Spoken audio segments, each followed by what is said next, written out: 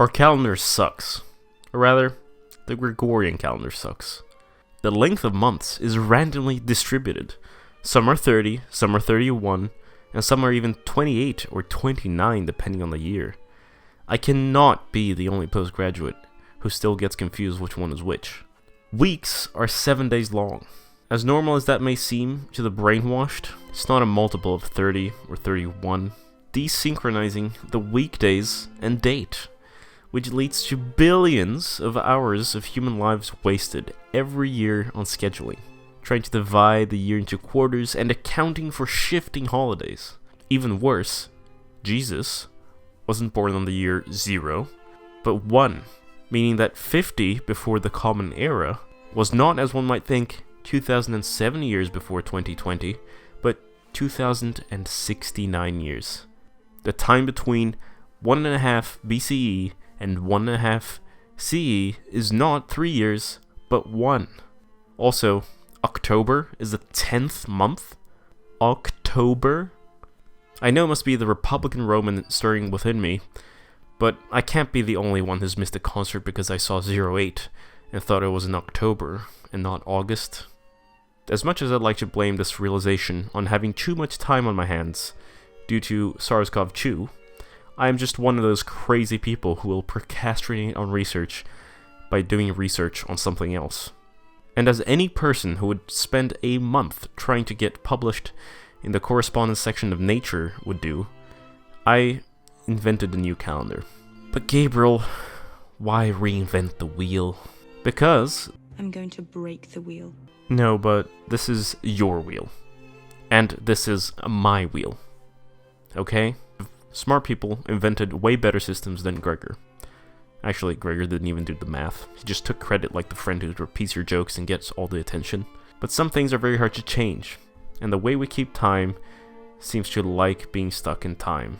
Haha, joke. So, my calendar is not actually new, but a compromise between Mr. Gregor and that one from the French Revolution. No time to go into detail, I'm afraid, but you'll have to look it up yourself. It's fair to say it was pretty radical. I actually have one hanging in my room.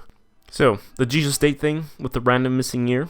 As much as setting the date of our calendar to 12,020, 2,773, or 228 is pretty cool, it's a bit too much for people, it seems.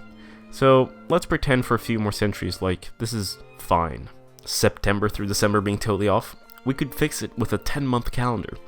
But having to say farewell to some months might be too much for some people. So we keep the 12 months and our date. What has to be chopped? Weeks. Let's make them decimal, baby. 10-day weeks with 3 weeks per month. Boom!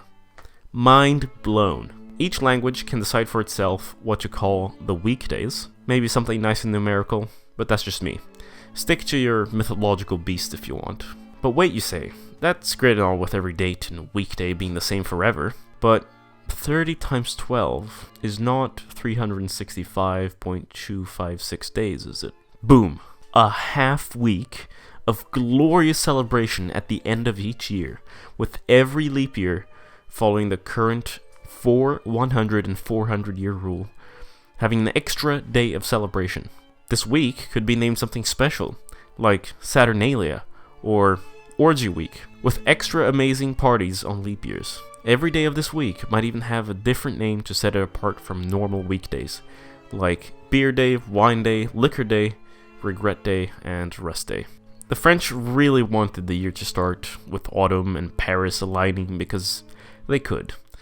But we don't need to move anything. January 1st can be equal to January 1st in our current calendar, making the transition to this new supreme system even easier.